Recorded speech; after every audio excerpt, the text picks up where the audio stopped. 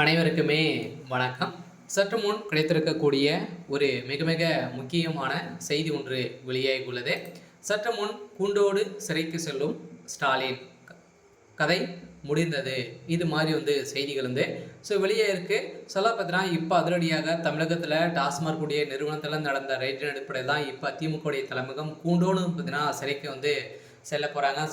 உதயநிதி ஸ்டாலின் உதயநிதியுடைய நண்பர்கள் சேர்ந்து கூண்டோடு பார்த்தீங்கன்னா இப்போ சிறைக்கு செல்வது உறுதி அப்படின்ற மாதிரி இப்போ பார்த்தீங்கன்னா நிறுவனமாக இருக்கு.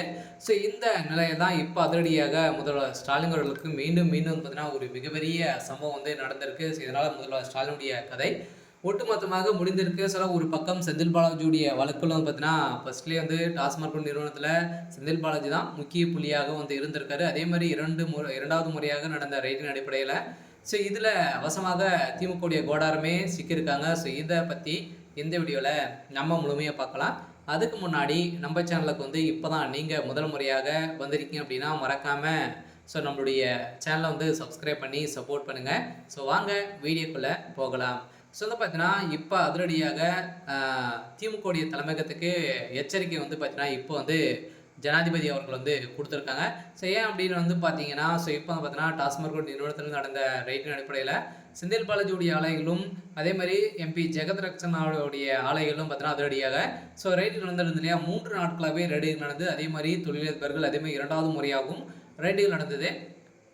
இந்த ரைடின் அடிப்படையில் இப்போ அதிரடியாக திமுகவுடைய தலைமையகம் தான் இதற்கு உறுதுணையாக இருந்திருக்காங்க. இதில் பார்த்தீங்கன்னா பின்னிருந்து இயங்கக்கூடிய திமுகவுடைய தலைமையகத்தை கண்டறிந்திருக்காங்க. இப்போ அதிரடியாக திமுகவுடைய தலைமையகம் முதல்வர் ஸ்டாலின் அதே மாதிரி உதயநிதியுடைய நண்பர்கள் பார்த்தீங்கன்னா அனைவருமே சிக்கியிருக்காங்க இல்லையா. இவங்க அனைவருமே சிறைக்கு செல்வது உறுதி அப்படின்றத நிரூபணம் செய்திருக்காங்க. இந்த நிலையில் தான் முதல்வர் ஸ்டாலினுடைய கதை ஒட்டுமொத்தமாக முடிய போகுது. தமிழகத்தில் கூடிய விரைவில் ஆளுநர் ஆர்.என். ரவி அவர்களுடைய ஆட்சி வரத்துக்கான ஏற்பாடுகள் நடந்துட்டு இருக்கு. பார்த்தீங்கன்னா இந்த நிலையில் தான் திமுகவுடைய தலைமுகம் பெரும் அதிர்ச்சியிலும் பெரும் பரபரப்பை ஏற்படுத்தியிருக்கு.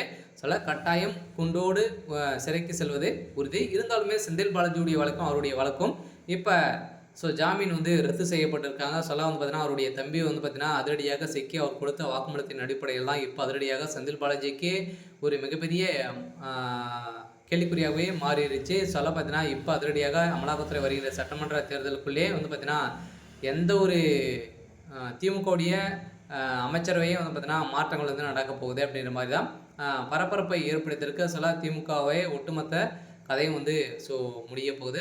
இருந்தாலுமே என்ன நடக்க போகுது அப்படின்றத வெயிட் பண்ணி பார்க்கலாம். இது மாதிரி செய்திகளை தெரிஞ்சுக்கணும் அப்படின்னா மறக்காமல் நம்மளுடைய சேனலை சப்ஸ்கிரைப் பண்ணி சப்போர்ட் பண்ணுங்கள். தேங்க்யூ.